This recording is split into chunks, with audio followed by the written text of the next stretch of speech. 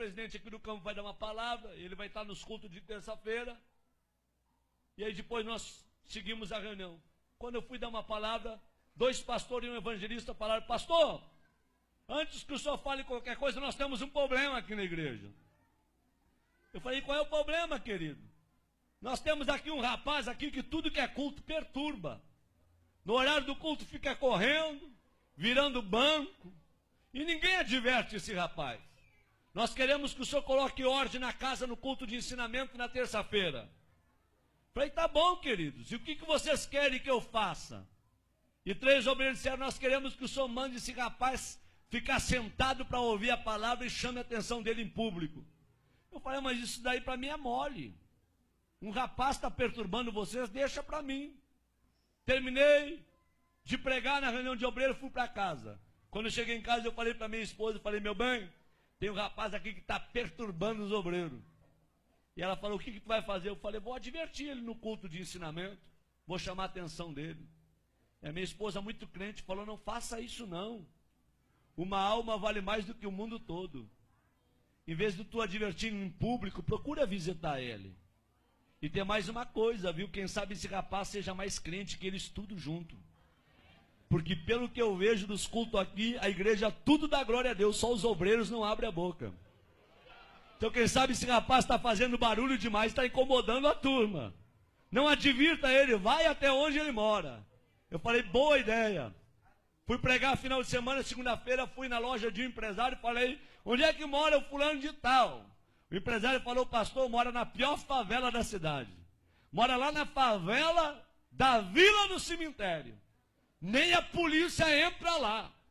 E se eu fosse o senhor, eu não iria, porque é muito perigoso. Falei: meu amigo, eu fui criado em favela. Eu sou ex-traficante, ex-assaltante. Eu aceitei Jesus dentro de um hospício, depois que tomei uma overdose de droga e fui condenado pela medicina. Quando eu estava com 38 quilos dentro de uma UTI, uma crente do lado de fora do hospício dobrou o joelho e orou a Deus pela minha vida. Deus usou um louco para falar comigo, e a palavra do louco teve poder, e eu saí de dentro do hospício e virei pregador do evangelho. Não tenho medo de favela, de traficante e nem de favelado. Eu peguei meu carro e fui lá. Até onde o carro foi, eu fui. Até onde o carro não deu conta de ir, fechei o carro e entrei na favela. Pulei algumas valas e eu perguntei para um oleiro da Boca de Fumo: onde é que mora o tal do Hermano? E o oleiro disse: não é o Repolho? Falei: não sei se é Repolho ou Hermano. Me disseram que é o Hermano. Falou: não, quando ele era traficante, ele era o Repolho. Depois que se converteu, virou o Hermano. Falei: tá bom. Onde é que ele mora? Último barraco do morro. Lá embaixo, bem na costa do morro. Falei: vou lá ver esse doido.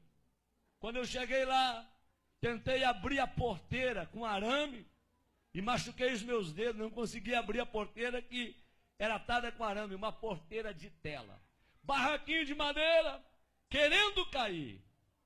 E eu peguei e sacudi aquela porteirinha e falei: tem gente em casa?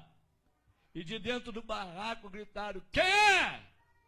Falei: pastor Sandro Fontoura. E aí gritou lá de dentro: ô maravilha de Deus! Falei: esse cara não é certo não. Quando ele veio e abriu a porta do barraco, ele olhou para mim, levantou as 2 mãos para o céu e começou a glorificar a Deus. Falei: rapaz, não é hora de tu glorificar a Deus, rapaz. É hora de tu abrir esse negócio que eu vim aqui conversar contigo. Ele falou: pastor, eu estou glorificando a Deus, sabe por quê? Eu tenho 3 anos de crente e nunca ninguém veio me visitar aqui na favela, nem um crente, nem um irmão. E o senhor chegou na cidade há poucos dias. Eu dobrei meu joelho dentro desse barraco, eu falei: Deus, se esse homem foi tu que enviou para esta cidade e tu é na vida dele, tu vai trazer ele na porta do meu barraco para orar comigo. E agora o senhor está aqui na frente do meu barraco, é porque Deus me ama e Ele é maravilhoso. É só Deus para fazer uma coisa como essa. Eu falei: abre aí então. Ele veio e abriu. A hora que ele abriu, eu me abaixei e entrei no barraquinho dele. Quando eu entrei no barraquinho dele, Eu falei, irmão, é muito rápido que eu tenho que conversar contigo. É bem rápido, tá bom? Ele falou, pastor, só que antes do senhor conversar, eu quero lhe dizer que no meu barraco tem doutrina. Eu falei, doutrina? Ele disse, é doutrina. Qual é a doutrina do teu barraco? Qualquer pessoa que entra aqui dentro, antes de conversar, tem que orar. Essa é a doutrina. Tá bom? Falei, tá bom. Vamos orar? Eu falei, vamos. Quem que ora? Ele disse, pode ser eu, pastor? Pode, ora então. Ele levantou as duas mãos para o céu e falou, papai. Quando ele falou papai, eu vi que ele tinha intimidade. E quando ele começou a orar, eu arrepiei. Do pé até o caco da cabeça. E o Espírito Santo veio na minha orelha e falou, ei, abre o teu olho com que tu vai conversar com o irmão, tá? Porque em 3 anos ninguém visitou ele. Mas eu moro com o irmão 24 horas. Eu sou apaixonado pelo irmão. E o irmão é apaixonado por mim. Eu senti Deus no local. Quando ele abriu os olhos, em lágrimas ele me falou, posso lhe mostrar o meu barraquinho? É uma peça e o banheiro dividido com essa cortina. Eu falei, pode. Ele falou, aqui está o fogão a lenha, porque eu não tenho fogão a gás, mas a chapa está brilhando. Puxou a cortina, aqui está minha cama, meu criado mudo. É o tudo que eu tenho. Vem no meu banheirinho. Quando cheguei no banheirinho dele, uma janela de madeira de correio, eu puxei a janela. Fiquei olhando o precipício lá embaixo. Quando eu olhei para os meus pés, um buraco entre a madeira, e eu vi que a madeira estava sobre o precipício. Falei, irmão, se quebrar essa madeira eu caio de espinhadeira abaixo. Ele falou, cai, pastor. Eu pulei fora. Falei, tu tá doido? Se o prego aqui quebra a madeira, tu desce de espinhadeira abaixo. Ele falou, é, pastor. Pastor, antes de eu ser crente, eu era que nem o senhor, eu tinha medo da morte. Mas depois que eu me converti, eu não tenho medo de mais nada. Aqui na favela sopra vento, destelha a casa, meu barraquinho está torto, mas nunca caiu. Porque os que confiam no Senhor são como os montes de Sião. Não se abalam, mas permanecem para sempre.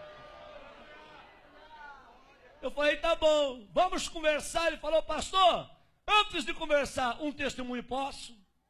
Falei, rápido, fala rápido. Eles dão licença. Abriu a camisa, 3 buracos no peito. Falei, o que foi isso? Troca de tiro com bandido. Levei 3 tiros de 38 na caixa do corpo. E eu não morri, sabe por quê, pastor? Deus tinha um plano com a minha vida. Pastor, olha esse risco no meu rosto. A polícia me levou para o valão do Tega. Deu rajada de metralhadora para acabar com a minha vida. Uma bala riscou meu rosto. E eu não morri, pastor. Porque Deus tinha um plano com a minha vida. Pastor, está vendo esse buraco do lado, do outro lado, no braço? Um homem me atravessou com espeto de fazer churrasco de um lado ao outro do corpo. E eu não morri, porque Deus tinha um plano com a minha vida. Pastor, 26 anos fui condenado de cadeia. Tá bom? Por assalto a banco, por tráfico de droga.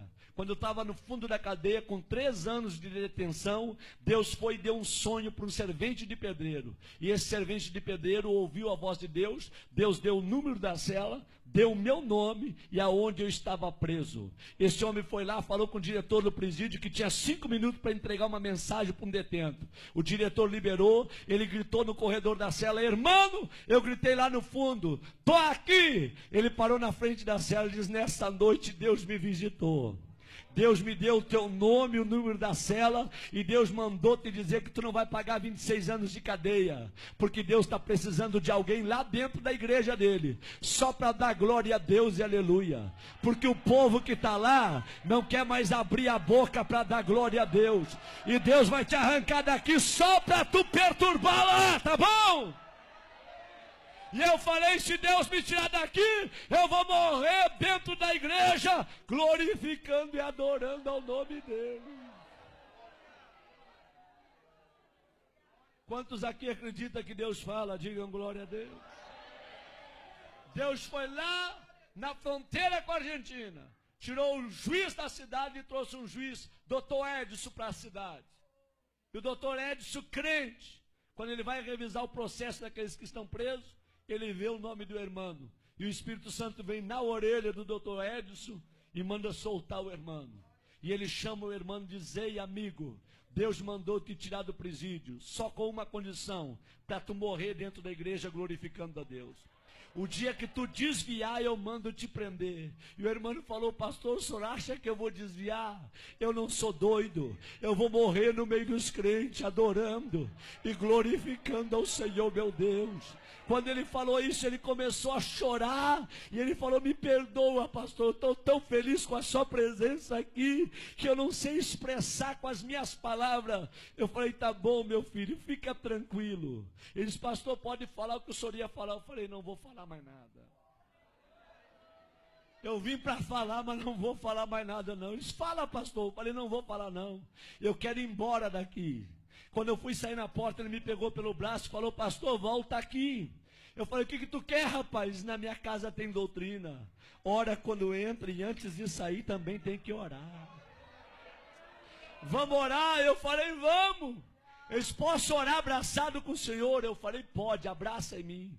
E ele abraçou comigo e começou a orar e falou: Deus, eu não tenho nada, mas o que eu tenho eu reparto com esse homem. A unção que tu me deste, enche ele com a tua glória e faça desse homem um profeta para esta região. Enquanto ele orava, eu tremia e chorava. Nós não oramos menos de uma hora abraçado. O suor corria na minha perna e a roupa colada no meu corpo. Quando eu saí do barraquinho do irmão, eu fui até o meu carro falando em línguas estranhas. Quando eu entrei dentro do meu carro, eu fui até a minha casa falando línguas estranhas. Quando eu cheguei na minha casa, minha esposa falou: o que aconteceu contigo? O teu rosto está brilhando. Eu disse: aperta a minha mão e me dá a paz do Senhor, porque hoje eu me converti. Hoje eu virei crente de verdade num barraco de um favelado. Deus gosta de usar gente pequena para confundir quem pensa que é grande. Abre a tua boca nesta noite e manda a glória para cima. Quantos aqui vieram receber poder e unção do Espírito Santo nesta noite aqui, hein?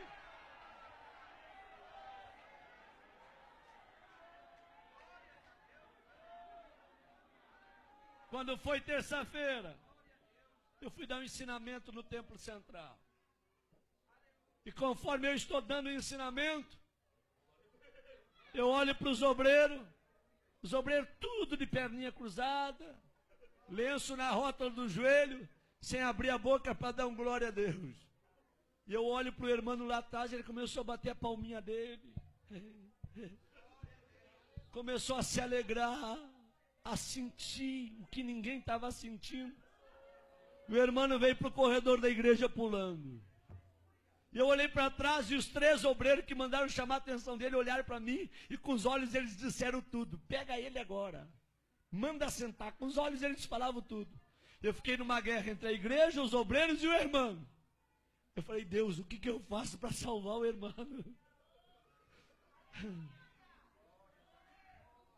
Aí Deus me deu autoridade. Eu falei: irmãos, quem aqui conhece a história desse rapaz que está aí no corredor? Levante a mão. Ninguém levantou a mão. Quem já foi visitar ele, aonde ele mora? Ninguém levantou a mão. Eu falei: em 15 minutos eu vou falar a história desse rapaz para vocês. Quando eu terminei de falar a história do irmão, a igreja tacou para chorar. E eu falei: traz o irmão aqui no púlpito comigo. E os obreiros desçam do altar todos agora. E o irmão abraçou comigo no altar. Eu falei: a partir de hoje, a história desta igreja muda. Vai ser um doido atrás desse púlpito e outro doido no meio de vocês. Mas a partir de hoje eu quero crentes cheios da glória de Deus. Homens cheios do Espírito Santo, que sejam apaixonados por Deus. Deus não te julga pelo que tu tem, Deus te julga pelo que tu é. Tu pode morar num barraco cair nos pedaços, mas se Jesus mora lá juntamente contigo, você tem valor. Abre a tua boca e manda a glória para cima.